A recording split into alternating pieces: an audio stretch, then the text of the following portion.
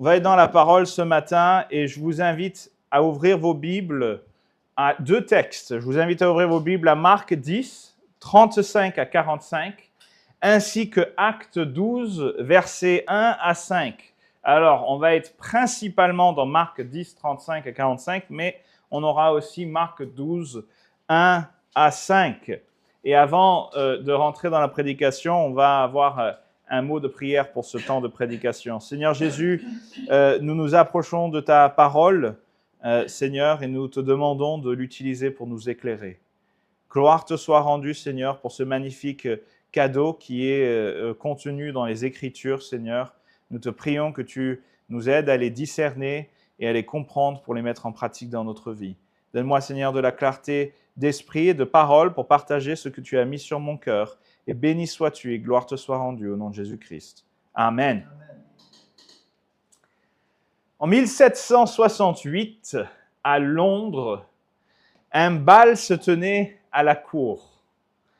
Les lustres brillent, la musique joue, l'élite de l'Europe est réunie autour d'un banquet.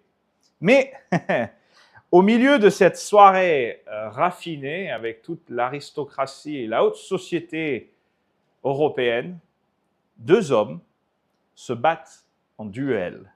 L'un est ambassadeur de la France, l'autre est ambassadeur de la Russie. Ils sont tous les deux, avec leurs épées à la main, en duel, prêts à se tuer en plein milieu d'un banquet.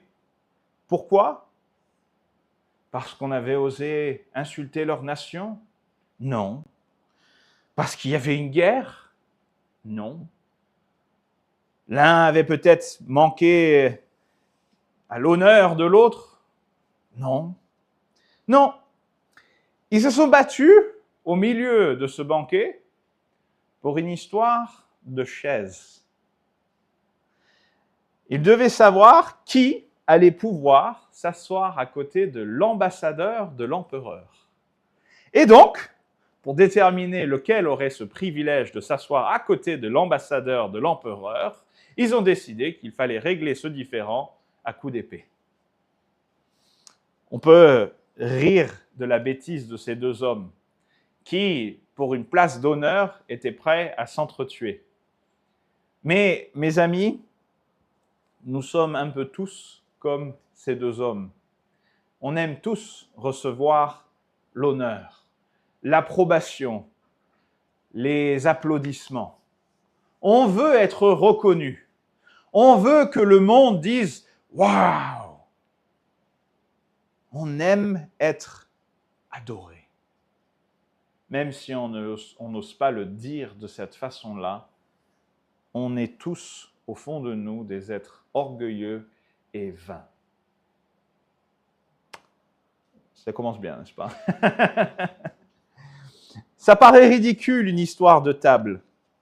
Mais quelqu'un qui nous interrompt quand on parle, qui a osé interrompre Jonathan alors qu'il était en train de parler. Quelqu'un qui nous coupe dans la file d'attente pour arriver à la caissière avant nous au magasin. Oh, il a osé. Il a osé m'insulter en venant se mettre devant moi. Quelqu'un qui a eu une promotion au travail que nous pensions que nous méritions. Nous sommes tous aussi vains que ces deux ambassadeurs. Nous avons tous un amour qui est dirigé vers soi-même. Et je veux vous encourager ce matin dans le fait qu'on n'est pas seul. Il y avait un homme parmi les 12 disciples, un homme qui lui aussi était ambitieux, qui cherchait sa propre gloire. Cet homme s'appelle Jacques. Jacques, le frère de Jean. Un des deux frères que Jésus avait surnommé Boanerges, ce qui signifie fils de tonnerre. Ah, voilà une combinaison fantastique. Un fils de tonnerre ambitieux. L'histoire nous en a donné plusieurs que nous retenons sous divers noms, tous que nous appelons des tyrans. Jacques est un tyran en puissance. Il n'a pas encore l'épée, il n'a pas encore le trône, il n'a pas encore le règne, mais il a tout d'un tyran. Et alors que Jésus parle avec ses disciples et leur parle des sacrifices qu'ils doivent faire pour le suivre, l'un des autres disciples, Pierre, dit, mais nous, on a tout sacrifié pour te suivre, Jésus. Qu'est-ce qu'on aura en retour? Jésus leur parle de toutes sortes de bénédictions qu'ils auront en retour, y compris qu'ils régneront sur terre. Et là, c'est pas tombé dans l'oreille d'un sourd, n'est-ce pas? Là, on voit Jacques et Jean qui, quelques minutes ou quelques heures après avoir entendu qu'ils régneront avec Christ, se disent « on va s'assurer une place assis à côté de l'empereur ». On retrouve nos deux ambassadeurs, français et russes, mais cette fois-ci, c'est Jacques et Jean qui ne se disputent pas pour une place à côté de l'ambassadeur de l'empereur, mais à côté du roi lui-même. Et écoutez ce qu'ils disent dans Marc 10, versets 35 à 45. « Les fils de Zébédée, Jacques et Jean, s'approchèrent de Jésus et lui dirent « Maître, nous voudrions que tu fasses pour nous ce que nous te demanderons. » Il leur dit « Que voulez-vous que je fasse pour vous ?» « Accorde-nous, lui dirent-ils, d'être assis l'un à ta droite et l'autre à ta gauche, quand tu seras dans ta gloire. » Jésus leur répondit « Vous ne savez ce que vous demandez. Pouvez-vous boire de la coupe que je dois boire, ou être baptisé du baptême dont je dois être baptisé? Nous le pouvons, lui dirent-ils. Et Jésus leur répondit, il est vrai que vous boirez la coupe que je dois boire et que vous serez baptisés du baptême dont je dois être baptisé. Mais pour ce qui est d'être assis à ma droite ou à ma gauche, cela ne dépend pas de moi et ne sera donné qu'à ceux à qui cela est réservé. » Les 10, ayant entendu ça, commencèrent à s'indigner contre Jacques et Jean. Jésus les appela et leur dit, « Vous savez que ceux qu'on regarde comme les chefs des nations les tyrannisent. Les grands, les dominent. Il n'en est pas de même au milieu de vous. Mais quiconque veut être grand parmi vous, qu'il soit votre serviteur, et quiconque veut être le premier parmi vous, qu'il soit l'esclave de tous. Car le Fils de l'homme est venu, non pour être servi, mais pour servir et donner sa vie comme la rançon de beaucoup. » Jacques avait fait une demande en son nom et au nom de son frère, une demande qu'il ne comprenait pas pleinement. Cette demande l'amènera un jour à mourir, et on va lire ici, Actes 12, 1 à 5. Voici ce que la fin de la vie de Jacques nous dit. Actes 12, 1 à 5. « Vers le même temps, le roi Hérode se mit à maltraiter quelques membres de l'Église, et il fit mourir par l'épée Jacques, frère de Jean. Voyant que cela était agréable aux Juifs, il fit encore arrêter Pierre. C'était pendant les jours des pains sans levain. Après l'avoir saisi et jeté en prison, il le mit sous la garde de 4 escouades, de 4 soldats chacune, avec l'intention de le faire comparaître devant le peuple après la Pâque. Pierre donc était gardé dans la prison et l'Église ne cessait d'adresser pour lui des prières à Dieu. » Jacques a en effet bu de la coupe du Seigneur en mourant, en son nom, en martyr. On le verra dans ce message ce matin, la vie de Jacques justement nous montre cette transformation d'un homme qui demandait tout, qui voulait régner en tyran, en grand sur les autres, à un homme qui est mort pour Christ. La transformation est réelle et elle nous enseigne quelque chose. Quand on veut savoir ce que Dieu attend de nous, quand on veut marcher dans ses voies, être selon sa volonté, On se pose tous la question, je pense, comment est-ce que je peux satisfaire la volonté de Dieu? Comment est-ce que je peux accomplir ce que Dieu veut? Comment est-ce que je peux vivre une vie que Dieu approuve? Bien, Jacques nous enseigne, à travers sa vie, que Dieu attend deux choses de nous. Il y a deux façons pour nous de satisfaire ses attentes. La première, c'est que Dieu ne veut pas que nous nous élevions nous-mêmes. La première des attentes que Dieu a vis-à-vis de vous, c'est un négatif, ce que vous ne faites pas, que vous ne vous éleviez pas vous-même. Revenons à notre texte dans Marc 10. Je vous ai raconté le contexte. Jésus vient d'annoncer que tous ceux qui ont abandonné mère et père et tout leur bien pour suivre Jésus-Christ auront des récompenses éternelles. Et il leur a annoncé qu'ils auront un règne aussi avec lui. On le verra tout à l'heure. Les fils de Zébédée, Jacques et Jean, s'approchent de Jésus pour lui poser une question. Sauf que ce serait une erreur que de ne pas raconter les versets juste avant. Parce que je vous ai dit que Jésus leur avait expliqué que dans sa gloire, il régnerait avec lui. Mais je ne vous ai pas dit ce qu'il a dit juste après. Écoutez ce qu'il dit dans les versets 33 à 34, d'accord? Notre texte commence à 35. Donc Jacques et Jean, c'est verset 35 quand ils viennent faire leur demande. Écoutez ce que Jésus dit, versets 33 et 34, juste avant. « Voici, nous montons à Jérusalem, et le Fils de l'homme sera livré aux principaux sacrificateurs et aux scribes. Ils le condamneront à mort, et ils le livreront aux païens, qui se moqueront de lui, le cracheront sur lui, le battront de verge, et le feront mourir. » Et eux, après ça, se disent, c'est le moment de lui demander quelle place il va nous donner. Vous avez déjà réfléchi à ça? Jésus vient de leur dire, je vais à Jérusalem pour que je sois trahi, crucifié, battu, moqué, craché, et eux, ils sont en train de dire, on aura quelle place à table? J'aimerais bien être à droite et mon frère à gauche. On fait comment? Le timing de la demande est catastrophique. Eux, je pense, vous savez ce que je pense? Je ne peux pas le savoir. Ça, c'est juste Jonathan qui parle, d'accord? Donc, je m'écarte ici. C'est juste Jonathan qui parle. Mais à mon avis, dans leur tête, ils se sont arrêtés à « et ils régneront avec moi ». Et le reste de ce que Jésus a dit,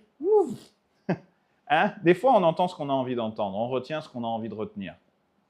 Et les garçons, là, ils n'ont pas vraiment pris le temps de réfléchir à leur demande. D'ailleurs, il y a quelque chose qui est intéressant dans leur demande, c'est la forme, la façon dont ils la formulent. Vous avez remarqué ce qu'ils disent? Ils disent « fais pour nous ce que nous te demanderons ».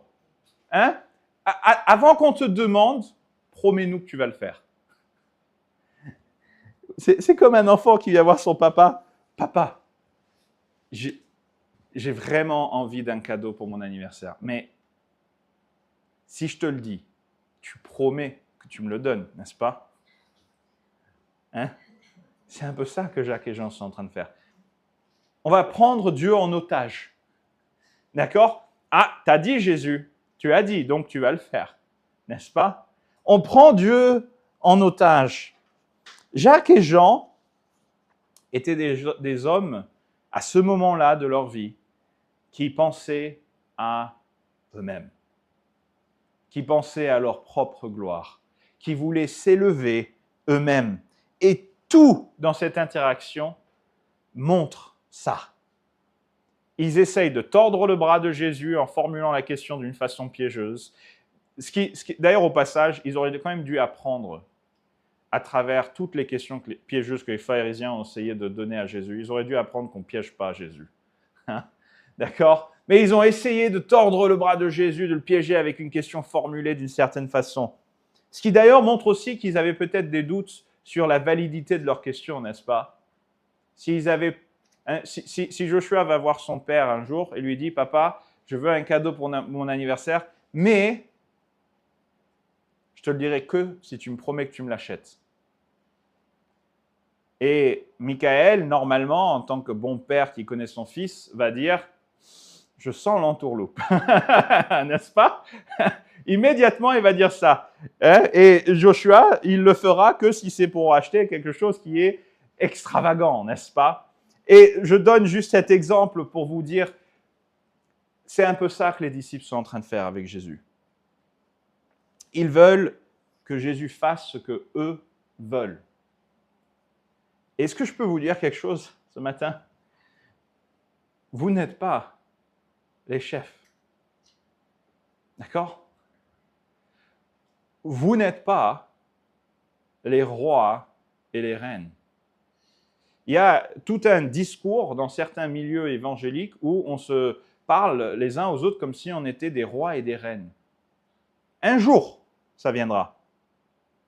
Mais même quand on sera des rois et des reines dans cet avenir-là, on sera toujours des serviteurs de Dieu. Cette attitude de s'élever, de dire « moi, j'ordonne, je commande, je proclame ».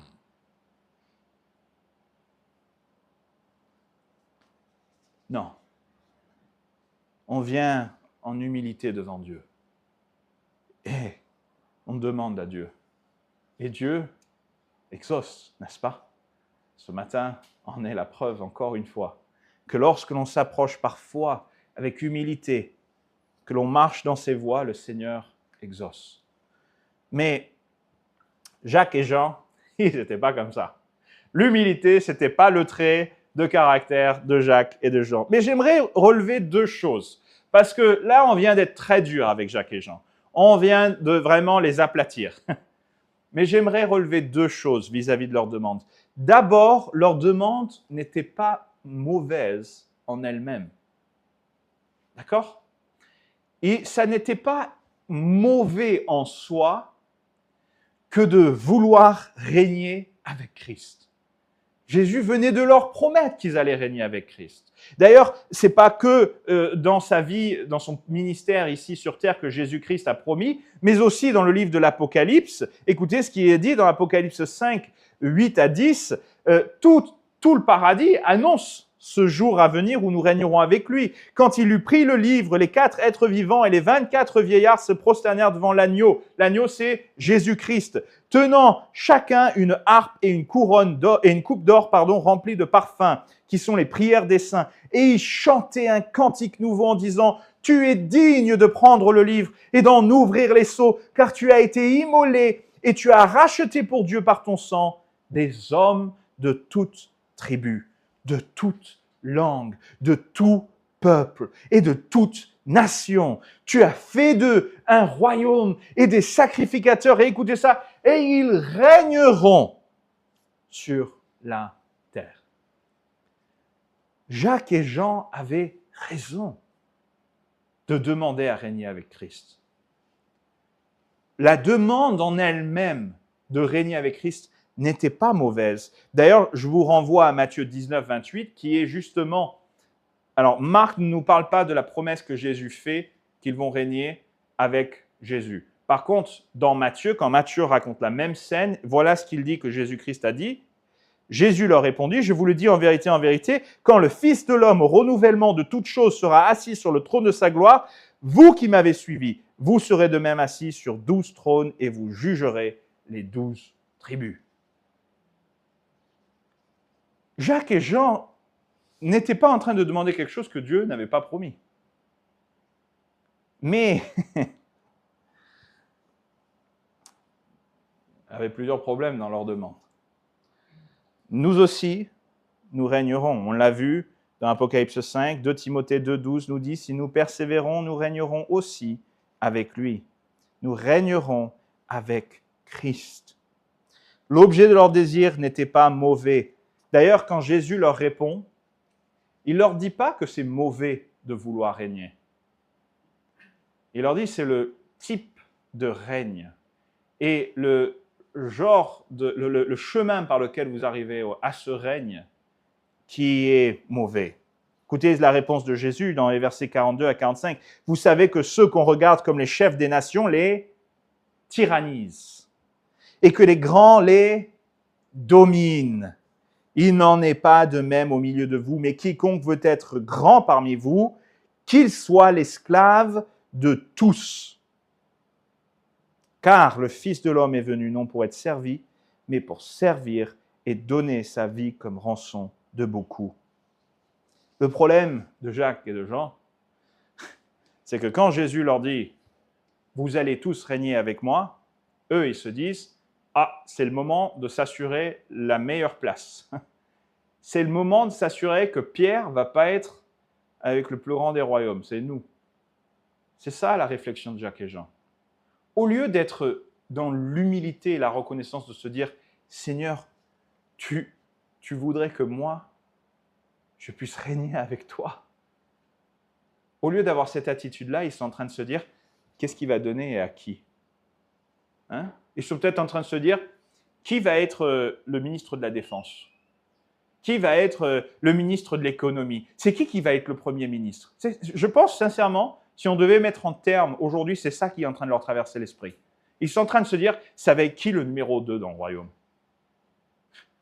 Il n'y a pas de numéro 2 dans le royaume de Dieu. Il n'y a qu'un numéro 1 et il n'y a personne d'autre après.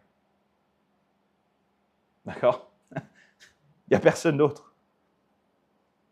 Il y a un écart entre leur pensée et la pensée de Dieu.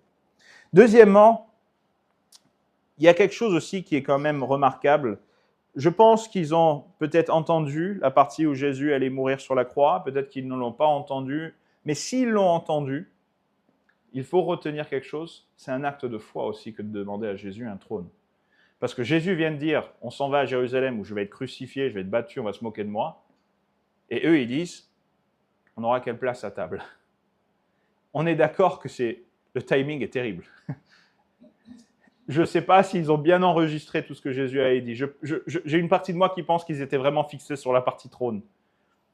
Mais si ils ont entendu et qu'ils ont compris ce que Jésus est en train de dire, c'est aussi une marque de foi. De dire, ouais, il va être crucifié, mais ça ne va pas être la fin. Alors visiblement, cette fois, elle a un peu failli le soir, justement, où Jésus est arrêté. Il est abandonné par tous ses disciples. Ses disciples ne sont pas remarquables par leur courage ou leur fidélité à Jésus-Christ lors de sa crucifixion. Mais dans cette réclamation, on peut y voir un acte de foi. Et là encore, je vous pose la question.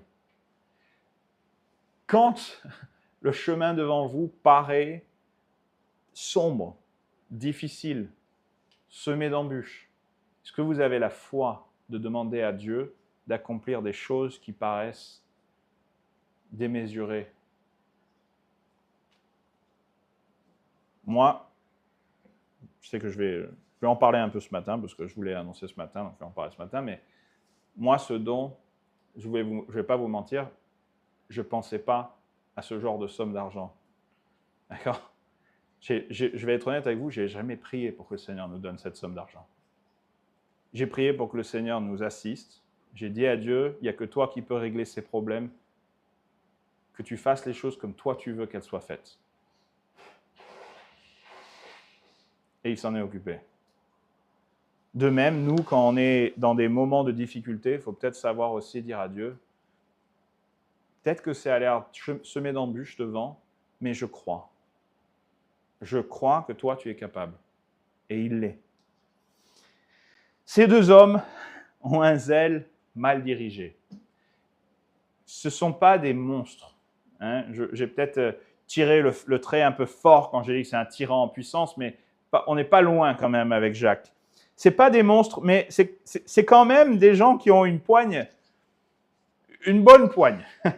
Pourquoi est-ce que j'ai dit tout à l'heure que Jacques était un tyran en puissance ? Je vous ai dit tout à l'heure le surnom qu'ils avaient dans Marc 3, 17, Jacques, fils de Zébédée, et Jean, frère de Jacques, auquel il donna le nom de Boanerges, ce qui signifie fils du tonnerre. Je vous l'avais dit, je ne vais pas vous refaire le message qu'on a fait sur Jean, mais fils du tonnerre, ça implique que ce n'était pas des petits mielleux tout doux, d'accord ? Si Jésus vous appelle fils de tonnerre, ce n'est pas parce que vous êtes tout gentil avec la voix douce. C'est probablement des hommes avec un gros caractère. Et on l'a lu encore avec Jean, mais on va le lire ici avec Jacques. Luc 9, 51 à 56 nous montre un petit peu de quoi ce caractère est fait. Lorsque le temps parut où il devait être enlevé du monde approcha, Jésus prit la résolution de se rendre à Jérusalem. Il envoya devant lui des messagers qui se mirent en route et entrèrent dans un bourg des Samaritains pour lui préparer un logement. Mais on ne le reçut pas parce qu'il se dirigeait sur Jérusalem.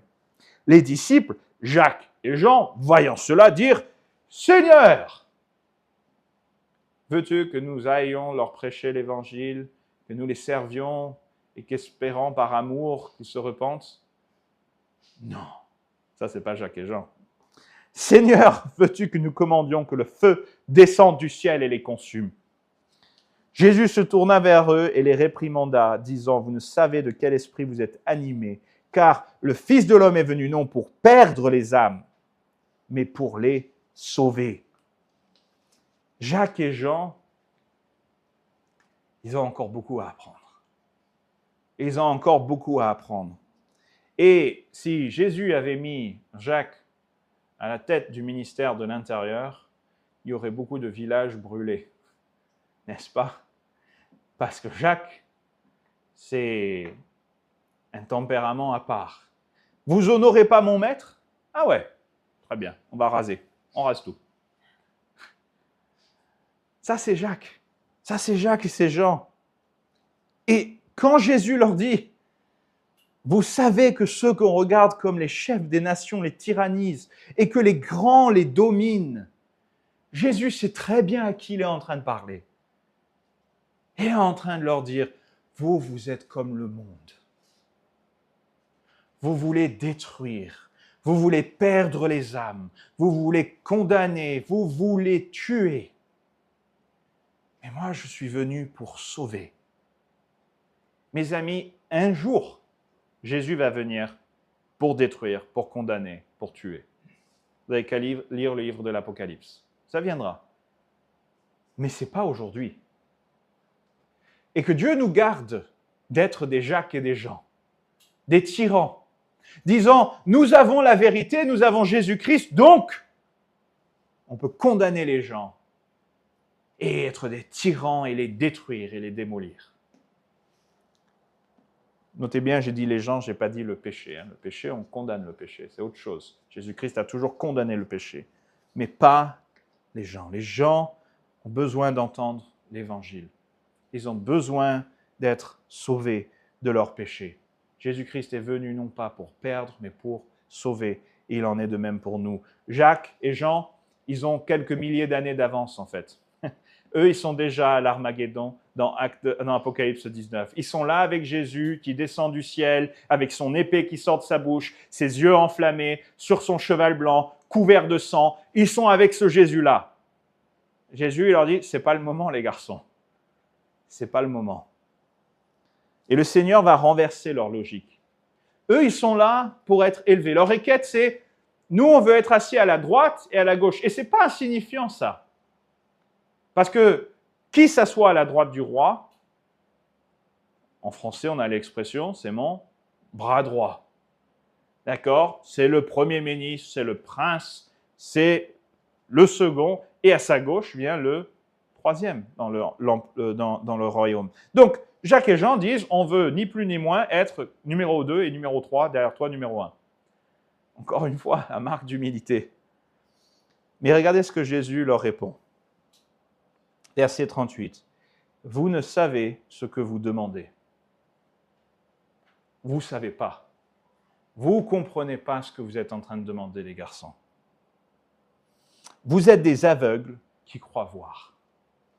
Vous réclamez une couronne sans comprendre que le chemin vers cette couronne passe par une coupe. Pourquoi je parle de coupe? Parce que Jésus leur dit, vous ne savez pas ce que vous demandez, et il leur dit, pouvez-vous boire la coupe que je dois boire? Alors, peut-être, je ne sais pas, mais peut-être que quand ils pensent à la coupe qu'ils doivent boire, c'est mon avis, eux, ils pensent à la coupe qu'un roi a lors d'un festin. Est-ce que vous pouvez boire de ma coupe? N'est-ce pas? Peut-être qu'une partie d'eux se dit, il est en train de nous dire, est-ce qu'on peut boire de la même coupe que lui? Oui, on peut, c'est ça qu'on veut à la base. Hein. Mais la coupe dans les Écritures, c'est rarement un signe de réjouissance. Si vous lisez bien votre Bible, le thème de la coupe traverse les Écritures, non pas comme un thème de réjouissance, mais comme un thème de colère. Ésaïe 51, 17 dit « Réveille-toi, réveille-toi, lève-toi Jérusalem, qui a bu de la main de l'Éternel la coupe de sa colère. » Qui a bu, sucé jusqu'à la lie, la coupe d'étourdissement.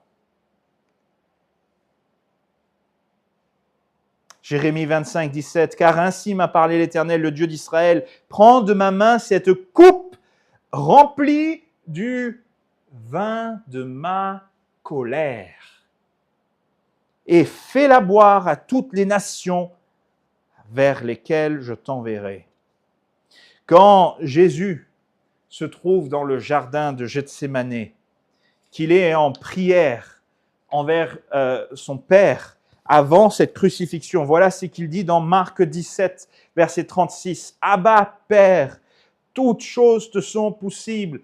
Éloigne de moi cette coupe. Toutefois, non pas ce que je veux, mais ce que tu veux. » Et garçons, est-ce que vous pouvez boire de ma coupe? Oui, on peut. On peut. Vous ne comprenez pas ce que vous êtes en train de dire. Est-ce que vous pouvez être baptisé? C'est son deuxième commentaire. Est-ce que vous pouvez boire de sa coupe et être baptisé du même baptême dont je dois être baptisé? Alors encore une fois, je ne peux que présumer ce qu'ils ont imaginé comprendre, mais je peux imaginer qu'ils ont compris « Ah, ce que tu as fait avec Jean-Baptiste. Ouais, on peut faire ça.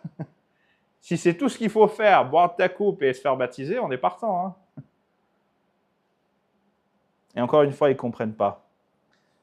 Je ne vais pas vous refaire le message que j'ai fait il y a 2 semaines sur l'imagerie de l'eau à travers les Écritures qui est symbolique de la mort et de la destruction. Mais écoutez ce qui est dit dans Psaume 69, versets 2 à 3. « Les eaux montent jusqu'à mon âme, j'enfonce dans la boue sans pouvoir me tenir. Je suis tombé dans un gouffre et les eaux m'inondent. »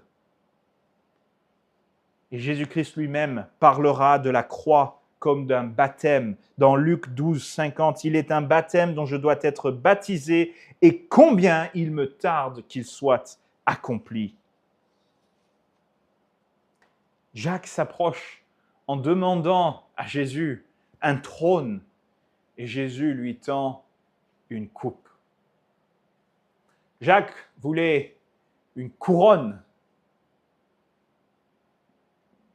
Jésus lui offre une coupe. Jacques voulait régner. Jésus l'appellera à mourir. Jacques ne comprenait pas ce qu'il demandait. Et les autres non plus d'ailleurs. Parce que quand on lit ce récit et qu'on voit la réponse de Jésus à Jacques et à Jean, vient une deuxième réponse. Jésus a répondu à la requête de Jacques et Jean en leur disant « Est-ce que vous pouvez boire de ma coupe? Est-ce que vous pouvez prendre le baptême, être baptisé du baptême que je vais être baptisé ?» Et eux, ils disent « Oui. » Et Jésus leur dit « Oui, effectivement, vous allez boire de ma coupe. » Et ils le savaient, hein. « Jacques, je sais exactement ce qui va se passer avec toi. Tu vas la boire, ma coupe. Tu vas mourir. Tu vas être le premier d'ailleurs des 12 à mourir en martyr. » Mais les autres entendent ce discours. Écoutez ce qui est dit des autres, verset 41. « Les 10 ayant entendu cela commencèrent à s'indigner contre Jacques et Jean. » J'aime bien ce mot. Ils se sont indignés. Vous avez déjà lu la Bible, le Nouveau Testament, les évangiles, cette bande d'hypocrites qui s'indignent contre Jacques et Jean. Je peux les imaginer en train de se dire « Oh, comment ont-ils pu oser demander au maître d'être deuxième et troisième? Nous n'aurions jamais fait ça, nous. Jamais nous n'aurions eu ce culot qu'ils ont eu. Nous les 10 autres, on est bien. On n'est pas comme Jacques et Jean. » Quelle bande d'hypocrites. Si vous lisez la parole de Dieu, juste un chapitre avant Marc 10, on vient de lire dans Marc 10, Lisez ce qui est dit dans Marc 9, versets 31, 33 à 34. Il leur demanda, ils ont eu une discussion en chemin sur justement qui va être le chef. Jésus fait semblant de ne pas les entendre, hop, il les laisse faire leur discussion, il s'en va. Puis ensuite, quand ils arrivent à destination, il leur demande « De quoi discutiez-vous sur le chemin ?» Ils gardèrent le silence, car en chemin, ils avaient discuté entre eux pour savoir qui allait servir qui ? Non. Pour savoir qui était le plus grand.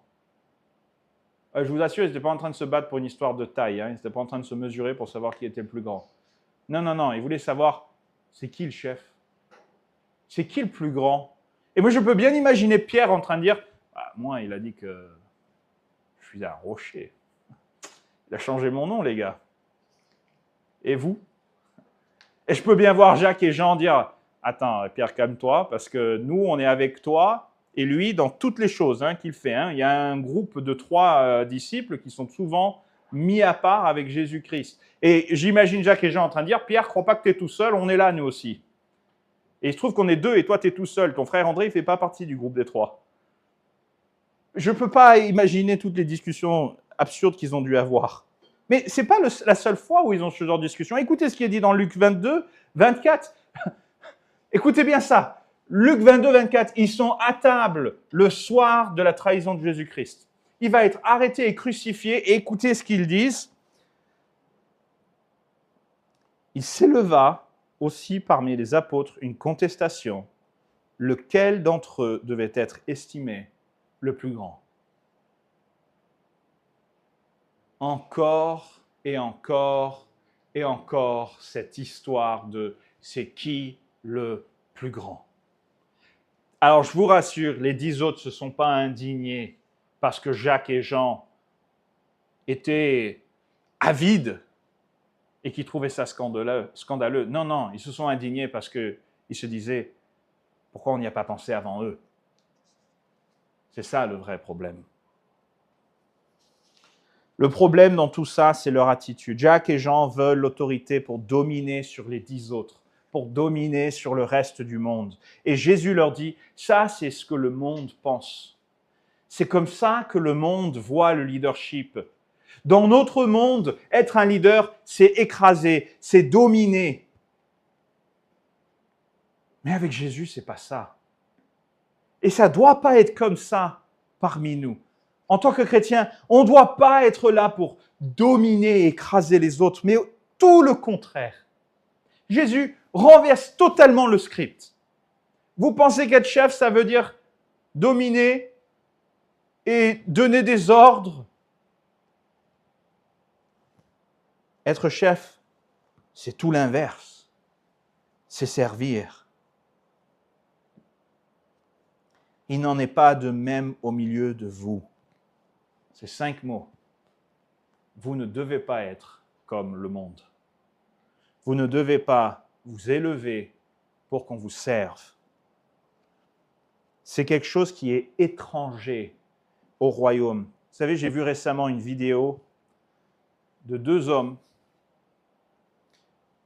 qui sont rentrés, et je vous assure, je me suis retrouvé comme Jacques et Jean à vouloir faire tomber du feu.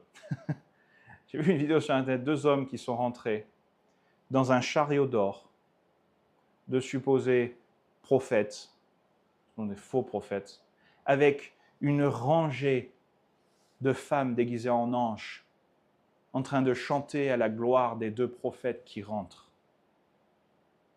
tirés sur un chariot d'or. J'étais dégoûté. Dégoûté. L'un de ces hommes, c'est Benny Hinn. Voilà ce que je pense de cet homme. Il me répugne. Parce qu'il n'est pas un homme de Dieu. Ce genre d'attitude, ça n'est pas quelque chose qui appartient à Dieu. C'est étranger au royaume de Dieu. Les hommes qui s'élèvent et qui s'exaltent ne sont pas des leaders de Dieu. Jésus est très clair. Un leader, c'est un serviteur. Dieu a en horreur ceux qui s'élèvent. Vous connaissez l'histoire de Babel dans Genèse 11, verset 4. Écoutez ce qu'ils disaient. « Bâtissons-nous une ville et une tour dont le sommet touche au ciel. Et faisons-nous un nom. » Ils voulaient s'élever. On va s'élever. Et qu'est-ce que Dieu a fait? Allons voir ce qu'ils font en bas là. La tour qu'ils sont en train de... C'est quoi cette histoire là? Il descend, il rase cette tour et il les disperse. Non seulement il les disperse, mais il les disperse à cause de leur langue. Il crée une confusion. Proverbe 16, verset 18 nous rappelle que l'arrogance précède la ruine et l'orgueil précède la chute. 1 Pierre 5,5, Dieu résiste aux orgueilleux, mais il fait grâce aux humbles. L'orgueil ne doit pas avoir sa place dans votre vie. Luc 14, 8 à 11, Jésus donne un enseignement encore plus large que nos deux ambassadeurs auraient bien fait de lire.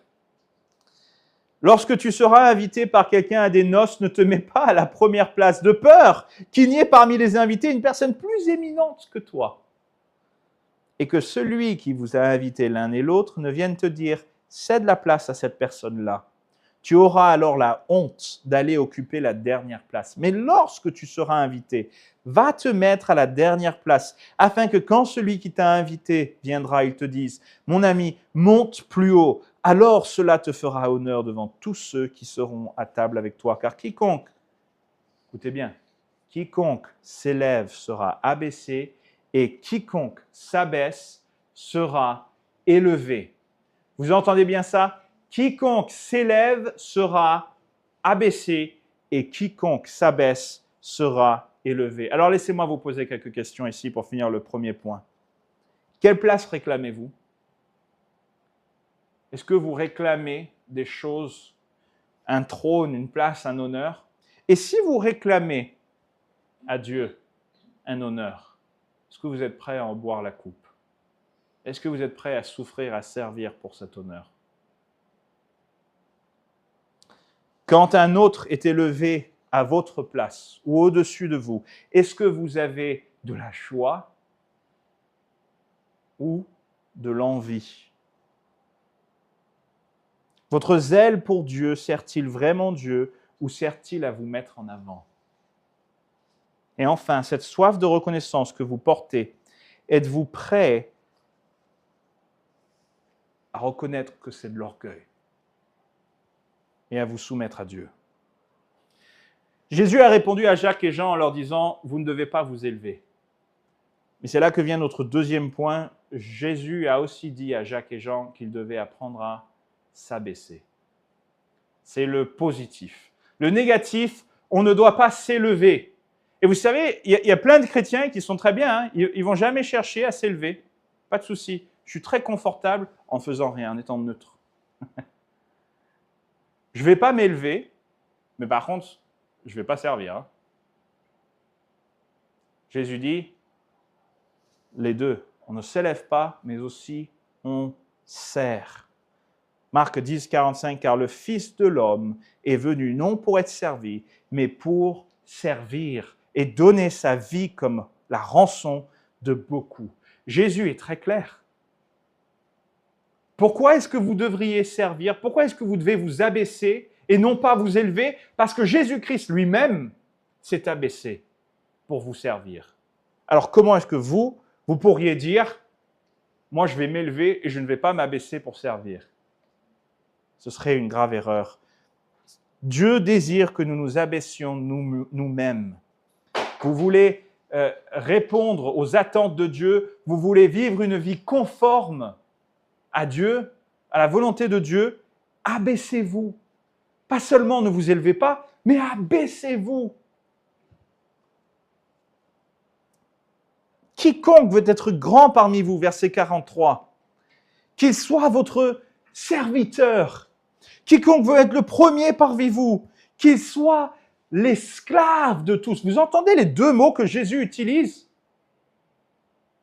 Il faut que vous soyez serviteur et esclave. De qui? De tous.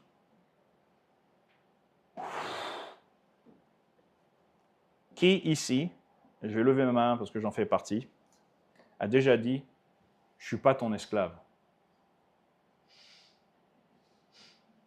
Moi, je sais que j'ai déjà dit. Je ne suis pas ton esclave. Tu te prends pour qui?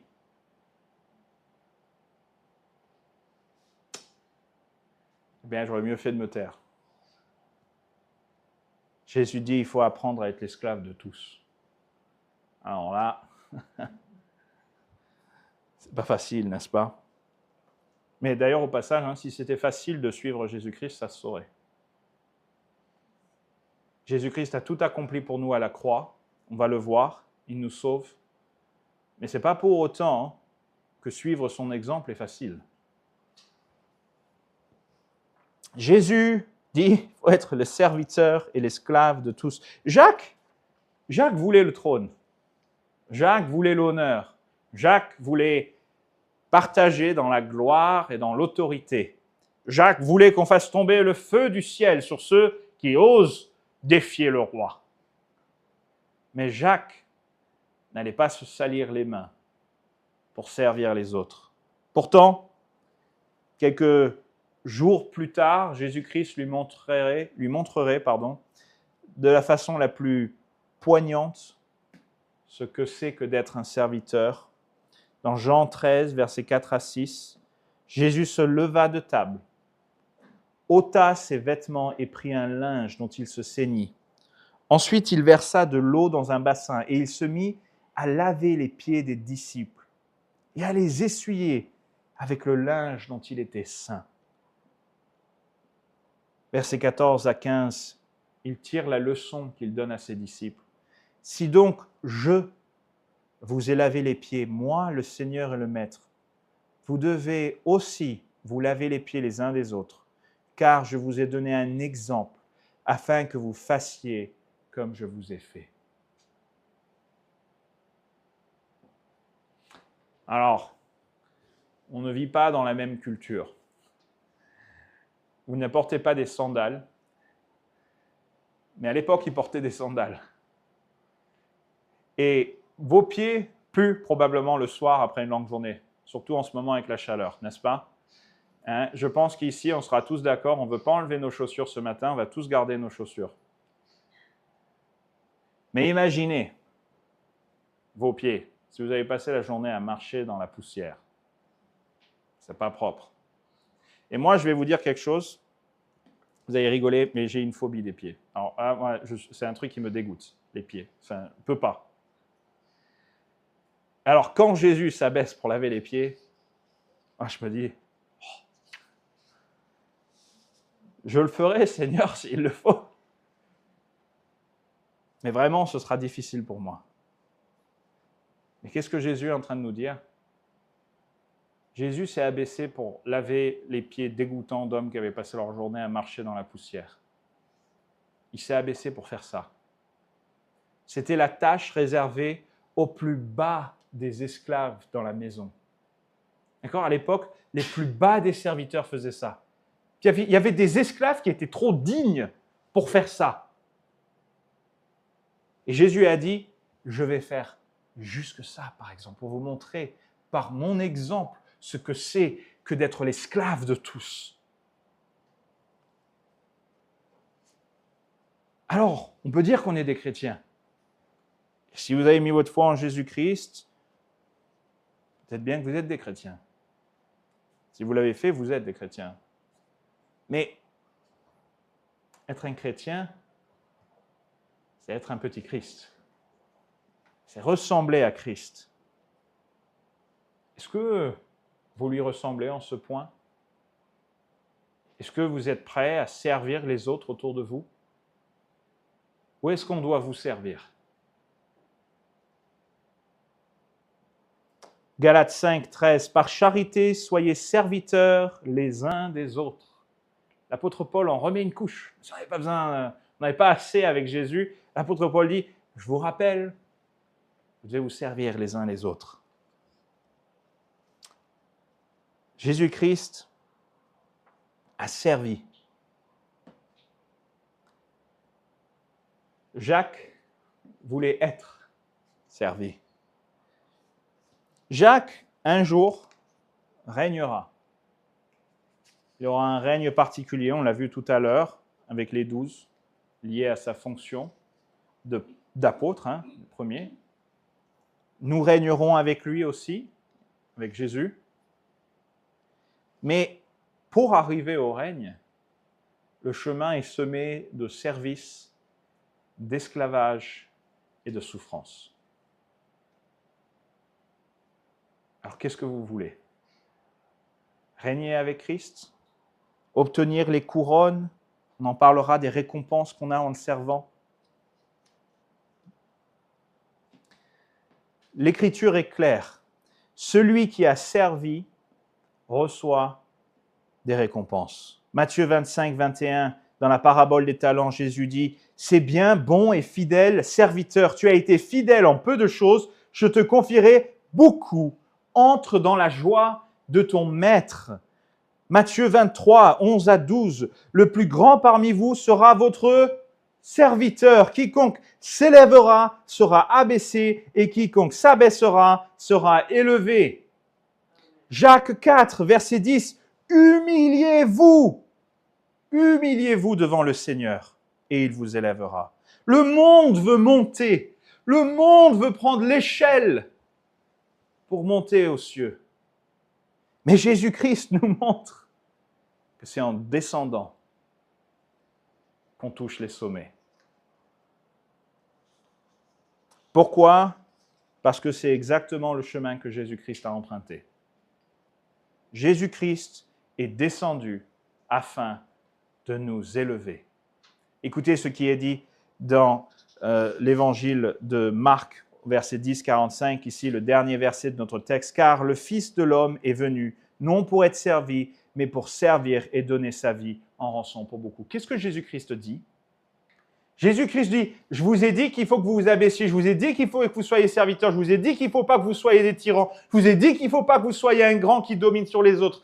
Pourquoi? Quelle est la raison pour tout ça?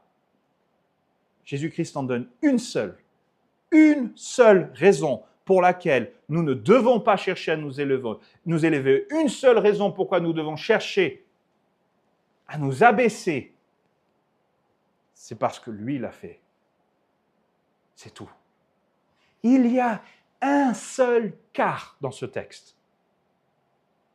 Il y a une seule raison pour tout cet enseignement. Il l'a fait avant nous. Et ça devrait nous suffire, n'est-ce pas? Ésaïe 53 nous parle du serviteur souffrant, n'est-ce pas? À cause du travail de son âme, il rassasiera ses regards. Par sa connaissance, mon serviteur juste justifiera beaucoup d'hommes. Il est appelé comment, mon serviteur? Et il se chargera de leurs iniquités. C'est pourquoi je lui donnerai sa part avec les grands. Il partagera le butin avec les puissants parce qu'il s'est livré lui-même à la mort et qu'il a été mis au nombre des malfaiteurs, parce qu'il a porté les péchés de beaucoup d'hommes et qu'il a intercédé pour les coupables. Je vous assure que quand je regarde Ésaïe 53, j'ai l'impression que c'est de là que Jésus était en train de lire quand il a dit ce qu'il a dit. Écoutez bien, hein? Regardez Marc 10, 45. « Car le Fils de l'homme est venu non pour être servi, mais pour servir. » Qu'est-ce qu'Ésaïe dit? Mon serviteur. Jésus dit, je suis venu pour servir. Jésus dit qu'il va donner sa vie en rançon, comme rançon pour beaucoup. Qu'est-ce que Ésaïe dit? Il a été mis au nombre des malfaiteurs parce qu'il a porté les péchés de beaucoup d'hommes. Jésus reprend Ésaïe 53 ici, pour dire c'est de moi dont il est question. C'est moi le serviteur qui vient porter pour vous vos péchés. Et vous remarquez ici, il est élevé, il est exalté, il est glorifié par son obéissance. Les prophètes l'avaient dit 7 siècles avant. 7 siècles à l'avance, Ésaïe avait annoncé ce texte. On est élevé au rang de grand qu'en servant. Luc 22, 27 à 30. Car quel est le plus grand? Celui qui est à table ou celui qui sert? N'est-ce pas celui qui est à table? Et moi, cependant, je suis au milieu de vous comme celui qui sert. Vous êtes ceux qui avez persévéré avec moi dans mes épreuves. C'est pourquoi je dispose du royaume en votre faveur, comme mon Père en a disposé en ma faveur, afin que vous mangiez et buviez à ma table dans mon royaume et que vous soyez assis sur des trônes pour juger les 12 tribus d'Israël. Jésus dit aux disciples, c'est pas parce que vous êtes bons, c'est pas parce que vous êtes les meilleurs, c'est parce que vous avez souffert et que vous servez, que vous serez élevés. Philippiens 2, versets 6 à 9 est peut-être le texte le plus criant sur le sujet. Parlant de Jésus-Christ, dit « Lequel, existant en forme de Dieu, n'a point regardé comme une proie à arracher d'être égal avec Dieu, mais s'est dépouillé lui-même, en prenant une forme de serviteur, en devenant semblable aux hommes. Et ayant paru comme un simple homme, il s'est humilié lui-même, se rendant obéissant jusqu'à la mort, même jusqu'à la mort de la croix. C'est pourquoi aussi Dieu l'a souverainement élevé et lui a donné le nom qui est au-dessus de tout nom. Amen. Qu'est-ce que Paul dit ici dans Philippiens? Jésus-Christ s'est abaissé et par son obéissance, par son abaissement, il a été glorifié. Jésus-Christ était déjà Dieu avant. Hein. Si vous avez raté le début du verset, c'est très clair. Hein. Il n'a pas regardé comme une proie arrachée d'être égal avec Dieu. Donc ça veut bien dire qu'il était égal à Dieu. Il a dit, je ne vais pas le garder, je ne vais pas me battre pour garder ça. Au contraire, je vais m'en dépouiller pour venir en tant que serviteur. Mais la récompense en Jésus-Christ, c'est la glorification. Hébreux 2, 9 dit, mais celui qui a été abaissé pour un peu de temps au-dessous des anges, Jésus, nous le voyons couronné de gloire et d'honneur à cause de la mort qu'il a soufferte, afin que par la grâce de Dieu, il ait souffert pour nous tous. Encore une fois, la mort est une cause de glorification et il en est de même pour nous. Éphésiens 1, 7, en lui nous avons la rédemption par son sang, par le pardon des péchés, selon les richesses de sa grâce. Je veux être très clair. Jésus-Christ dit ici qu'il a donné sa vie comme une rançon. C'est lui qui paye. C'est lui qui a payé pour votre salut. Par sa propre vie. Et vous n'apportez rien.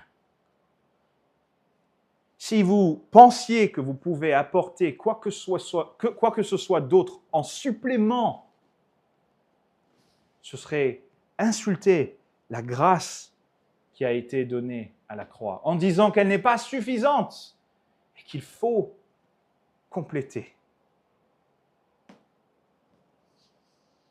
Jésus-Christ a payé la rançon. Pleinement, tout est remboursé. Mais nous devons imiter ce sacrifice. Je ne vous dis pas demain d'aller prendre une croix et de vous crucifier en plein Aix. Certainement pas. Ce n'est pas ça que je dis du tout. Mais nous devons l'imiter dans l'attitude. Dans cette même attitude d'être comme Christ, qui s'est dépouillé, qui est devenu un serviteur, qui a souffert pour les autres. Et la parole de Dieu nous dit que nous aurons des récompenses. Jacques demandait un trône. Jésus lui a dit, tu l'auras. Pas comme tu le penses, pas avec les prérogatives que tu penses, mais tu l'auras. Et il nous dit la même chose. Et il dit à Jacques, et il dit à nous ici aussi, que ce que nous faisons durant notre vie sur cette terre aura un impact dans notre vie éternelle. Je vais vous donner un exemple. La parole de Dieu nous donne, par exemple, 5 couronnes, qui sont des récompenses, qui sont données aux chrétiens en fonction de ce qu'ils ont fait durant leur vie. Il ne s'agit pas de leur salut. La rançon, c'est la vie de Jésus-Christ qui donne sa vie en rançon pour beaucoup. Donc, Jésus-Christ a donné sa vie. Ça, c'est fait. Il a payé la rançon. Mais vous allez amener quoi dans les cieux? Vous pouvez amener la couronne de vie qui est donnée pour ceux qui ont été fidèles à Christ dans la persécution ou qui sont morts en martyrs. Jacques 1, 12. Heureux l'homme qui supporte patiemment la tentation, car après avoir été éprouvé, il recevra la couronne de vie que le Seigneur a promise à ceux qui l'aiment. Ici, comprenez bien que la tentation fait référence à la persécution. C'est dans le contexte. Apocalypse 2, 10. Ne crains pas ce que tu vas souffrir. Voici le diable jettera quelques-uns de vous en prison afin que vous soyez éprouvés. Et vous aurez une tribulation de 10 jours. Sois fidèle jusqu'à la mort. Et je te donnerai la couronne de vie. Ceux qui souffrent pour le nom de Jésus-Christ recevront la couronne de vie. 2. La couronne incorruptible. C'est donné aux chrétiens qui, pour sa détermination et sa discipline dans sa vie, sa maîtrise de soi, son combat contre le péché. 1 Corinthiens 9, 24 à 25. Ne savez-vous pas que ceux qui courent dans le stade courent tous, mais qu'un seul remporte le prix? Courez d'une manière à le remporter. Tous ceux qui combattent s'imposent toute espèce d'abstinence et ils le font pour obtenir une couronne corruptible, mais nous le faisons pour une couronne incorruptible. La couronne de la réjouissance donnée pour le don de soi envers les autres dans l'évangélisation et la formation des disciples. 1 Thessaloniciens 2, 12, qui est en effet notre espérance ou notre joie ou notre couronne de gloire? N'est-ce pas vous aussi, devant notre Seigneur Jésus, lors de son avènement? L'apôtre Paul dit aux Thessaloniciens, vous êtes notre couronne de gloire. On est venu, on vous a annoncé l'évangile, on a prêché, vous êtes venus au Seigneur, on a fait notre travail et vous êtes notre couronne de gloire. Philippiens 4, 1, c'est pourquoi mes bien-aimés et très chers frères, vous qui êtes ma joie et ma couronne. Pareil. Il est allé à Philippe, il a prêché l'évangile, il a vu l'église commencer et il a dit, vous êtes ma couronne de gloire. Couronne de réjouissance. La couronne de gloire, enfin, qui est donnée à ceux qui ont fidèlement représenté Christ dans la charge de responsabilité spirituelle. Parfois, elle est jointe avec la couronne précédente, mais je la sépare ici. 1 Pierre 5, 1 à 4. C'est une couronne qui est donnée pour les pasteurs.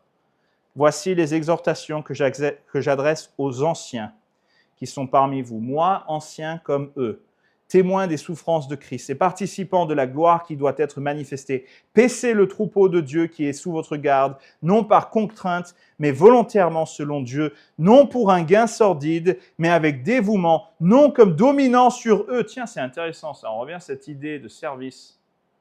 Vous remarquez? Au passage, je ne suis pas votre chef, je suis votre serviteur. Non comme dominant sur eux qui vous sont échus en partage, mais en étant les modèles du troupeau. Et lorsque le souverain pasteur paraîtra, vous obtiendrez la couronne incorruptible de gloire. Et enfin, la 5e couronne, la couronne de justice, qui est donnée à ceux qui se sont joyeusement purifiés et tenus prêts à rencontrer Christ à son retour. 2 Timothée 4, 6 à 8. Car pour moi, je sers déjà de libation, et le moment de mon départ approche. J'ai combattu le bon combat, j'ai achevé la course, j'ai gardé la foi. Désormais, la couronne de justice m'est réservée. Le Seigneur, le juste juge, me la donnera dans ce jour-là, et non seulement à moi, mais encore à tous ceux qui auront aimé son avènement. Jésus-Christ a donné sa vie en rançon pour tous, et ça n'est certainement pas une excuse pour ne rien faire. D'ailleurs, les Écritures sont claires, ceux qui pensent qu'ils peuvent vivre leur vie comme ils l'entendent sous prétexte d'une confession sont des menteurs. Et ils ne sont pas sauvés. Jacques a vu cet exemple en Jésus-Christ. Et la Bible ne nous dit pas exactement à quel moment Jacques est devenu l'homme qu'il est devenu. Mais ce qui est très intéressant, c'est que si vous regardez le livre des Actes, Jacques n'est pas là. Il est toujours mentionné parmi les 12, mais les personnages centraux du livre des Actes, c'est Pierre, c'est Jean, son frère, c'est Paul, c'est Barnabas, c'est pas Jacques. Pourtant, Jacques, l'un des trois, attendez, regardez bien dans la Bible, Marc 5, 37, il est avec Jésus et Pierre et Jean lorsque Jésus va guérir la fille de Jairus. Écoutez ce qui est dit, il ne permit à personne de l'accompagner si ce n'est à Pierre, à Jacques et à Jean, frère de Jacques. Lorsqu'il est sur le mont de la transfiguration, qui est présent? Matthieu 17, 1, Pierre, Jacques et Jean, à Gethsémane. Lorsque Jésus est dans ses derniers moments, dans son temps de prière, il laisse les disciples à un endroit, il en prend 3 avec lui. Qui sont les 3? Pierre et les 2 fils de Zébédée, c'est-à-dire Jacques et Jean, c'est Matthieu 26, 37. Jacques était un personnage de premier plan dans les évangiles. Et pourtant, vous pouvez lire le livre des Actes. Et jusqu'à la mention de sa mort dans Acte 12, Jacques est invisible. Parce que Jacques avait appris qu'il fallait s'abaisser. Jacques avait changé. Le Jacques qui voulait faire tomber le feu, le Jacques qui voulait le trône, qui voulait régner, était devenu le Jacques qui, d'ailleurs, servait avec zèle. Parce que quand Hérode veut faire du mal à l'Église, c'est qui va taper? C'est pas Pierre. Vous avez remarqué? Quand Hérode veut persécuter l'Église, lisez, Acte 12, versets 1 à 2. Vers le même temps, le roi Hérode se mit à maltraiter quelques membres de l'Église, et il fit mourir par l'épée Jacques, frère de Jean. Quand Hérode veut faire du mal à l'Église, il ne va pas taper Pierre, il ne va pas taper Jean, il va taper Jacques. Pourtant, Jacques est un personnage qui disparaît du récit des Actes. Parce que Jacques avait un zèle pour Dieu. Il continuait de servir fidèlement Dieu, mais il ne voulait plus la gloire pour lui-même. Il avait appris sa leçon. Et il l'a appris, il l'a vécu jusqu'à sa mort. Quand Jésus a dit à Jacques, « Il est vrai que vous boirez la coupe que je dois boire », Jésus faisait référence à ce moment-là.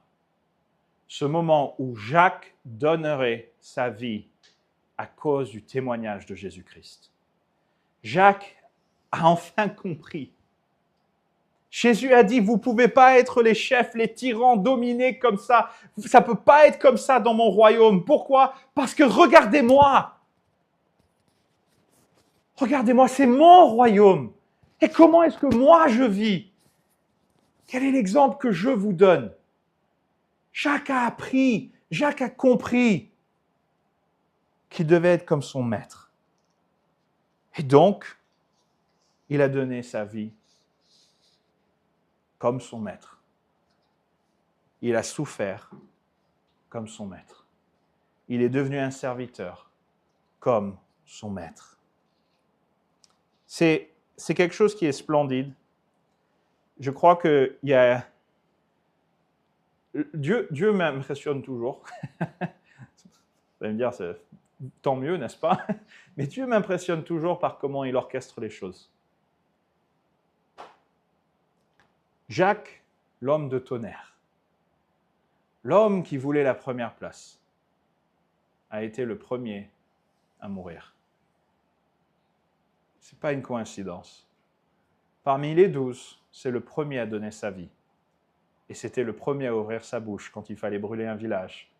C'était le premier à ouvrir sa bouche pour trouver un trône. Et Dieu lui a dit, tu vas être le premier à donner ta vie pour moi. Alors, Étienne est passé avant lui, bien sûr, mais le premier des 12. C'est un témoignage. Jacques avait complètement été transformé par Jésus-Christ. Alors, je vous pose ces questions. Est-ce que vous cherchez à servir ou est-ce que vous cherchez à être servi? Êtes-vous prêt à prendre le tablier, à vous salir les mains, ou est-ce que vous préférez prendre le trône dans la maison de Dieu, au travail, dans votre famille. Si Jésus revenait aujourd'hui, quelle couronne recevriez-vous? Êtes-vous prêt, comme Jacques, à disparaître du récit pourvu que Christ soit glorifié? Voilà la leçon de la vie de Jacques. Jacques voulait être en haut. Dieu lui a dit, commence par descendre. Commence par t'abaisser. Je vais finir avec les questions finales. Quelle place réclamez-vous, numéro 1? Quelle place réclamez-vous? Est-ce que vous réclamez d'être le serviteur de Dieu et pas le chef de son Église? 2. Quand un autre est élevé, qu'est-ce qui se passe dans votre cœur? Est-ce que vous vous réjouissez ou est-ce que vous vous indignez, comme les 10 autres? 3. Votre zèle pour Dieu sert-il vraiment Dieu ou vous sert-il vous pour vous mettre en avant? 4. Cette soif de reconnaissance que vous portez, est-ce que vous êtes prêt à reconnaître devant Dieu que c'est de l'orgueil et que Dieu résiste aux orgueilleux? Humiliez-vous, dit les Écritures. Cherchez-vous à être servi ou à servir? Êtes-vous prêt à vous salir les mains pour son Église? Êtes-vous prêt, comme Jacques, à disparaître du récit pourvu que Christ soit glorifié? Et s'il revient aujourd'hui, quelle couronne recevrez-vous? Mais enfin, le plus important peut-être ce matin, est-ce que vous avez mis votre foi en Jésus-Christ? Parce que Jésus-Christ a dit qu'il est venu donner sa vie en rançon. Tout ce message repose sur ça. Jésus-Christ a donné sa vie en rançon. Il a payé nos dettes. Alors je vous pose la question, est-ce qu'il a payé votre dette?